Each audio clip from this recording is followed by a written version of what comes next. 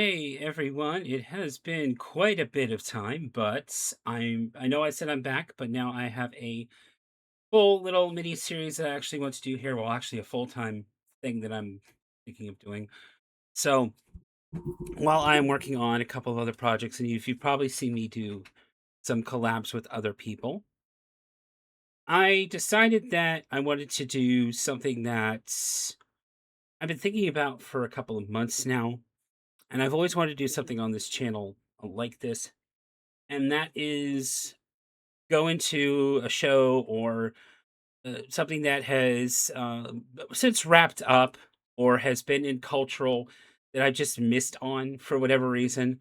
And I'm going to go back and watch that. So, what I'm planning on doing, as you've seen by the title here, is I decided I wanted to dip into the Arrowverse, all of the Arrow related TV shows. So that'll be Arrow, The Flash, Supergirl, DC's Legend of Tomorrow, Black Lightning, and Batwoman. I have a guide up here on the screen. There's some companion series according to this as well. So I have a nice little guide that I'm going to follow through here. I mainly have been wanting to I've been watching a couple of Supergirl clips for off and on, and I decided, well, why not actually dive in and take a look at this now. So what I'm going to do is I'm going to each one of these videos come in and just talk my thoughts on everything here.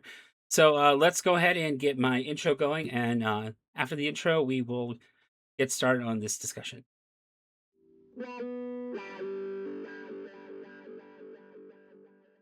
So if you've been watching the collabs and everything that I've been doing, I've been talking about I want to rank a bunch of albums that I own. So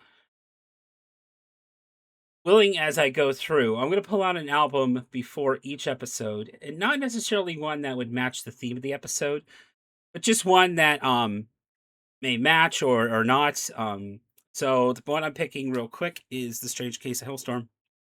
This came out in 2012. This was one of my grails for the very longest time, but I am absolutely glad to have this. This is on Clear Wax, but this came out the year that the show premiered, 2012.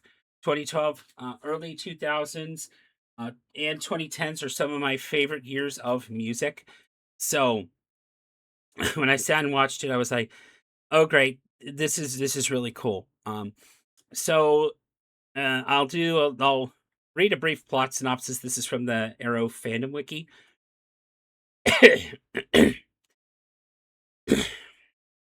I'll read the plot synopsis, and then I'll talk about what I thought about the episode and little snippets here and there that I happen to find online. So again, I'm using the fandom wiki, and also lovethynerd.com is the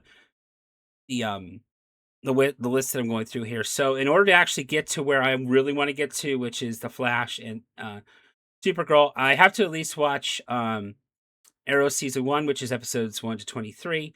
Uh Season 2 of Arrow, and then I can get into the Meteor thing. So I'll find a groove as we go along with these here. So first episode is called, oddly enough, Pilot.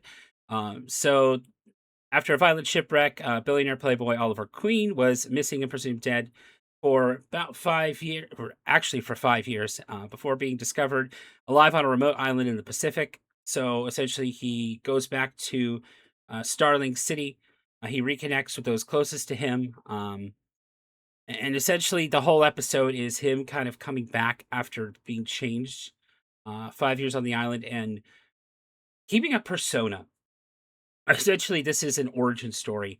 Um, he basically creates a persona called the Hood, vigilante, to fight the ills of society and right the wrongs of his family. So it's a vigilante story. And one interesting thing I found is that there is unaliving in this. I don't monetize usually, but there is definitely a little bit of violence to this, which I find really interesting.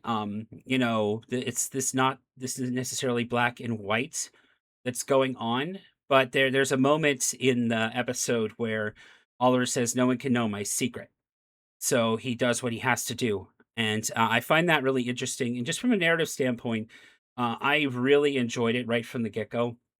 The cast was just really, everything was well written and well done. Even it being a TV show, one of my favorite shows is Doctor Who, and some of my honestly, some of my favorite, episodes are those early episodes where they don't have that much budget. Sometimes you think, "Oh, TV, they're not gonna have the highest of budget." If you just sit there and listen to what they're saying and just enjoy it, it was actually really, interesting to go back and think about where I was in my life, back in 2012 and all of that. So, going through, everybody was just very well acted. I loved, like, even the just following some of the symbolism that went through it, and Oliver's journey throughout the entirety of this. It was just really interesting just to sit and watch and just see how they did things with this medium with TV. Every episode's about 40-ish minutes, so it's about an hour long. So I'll spend maybe 10 or so minutes talking about it. Mainly, I wanted to talk about the cast, and as I was sitting down there, of course, I've seen, spoilers for way later. I've seen a bunch of shorts and everything just to get an idea if I even wanted to watch some of these, and I'm glad that I'm dipping in. But, I was sitting there listening to a voice, and I'm like, "Where is that voice? Where has that voice been?" And, Willa Holland plays, Thea Queen, who is Oliver's, sister, and she's already an interesting character. I like her from the beginning.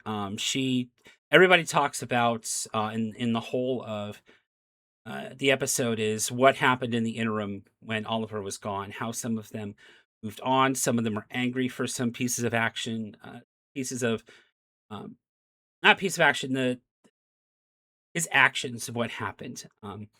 There's a character in here, Laurel Lance. Her sister was unfortunately on a lot.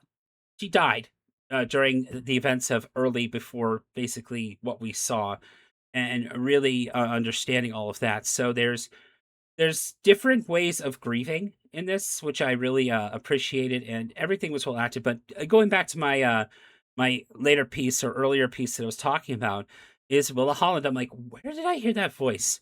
As I was doing my research just to pull up everything, I was like, "Hang on, that voice sounds familiar." She played this character, Aqua, in the Kingdom Hearts games. So, Birth by Sleep is one of my favorite games, and overall, one of my favorite characters in the entire series is Aqua. So it was an interesting interesting thing to think about is that I knew Aqua via Willa Holland before I knew um her in this. So it'll be interesting to see where everything goes. I know where different pieces are and where different things kind of lay down. And I'm fine with spoilers. I've always been okay with that, but it'll be interesting to sit and listen to see where everything goes. Every character is well done. The writing is actually really nice. I appreciated it.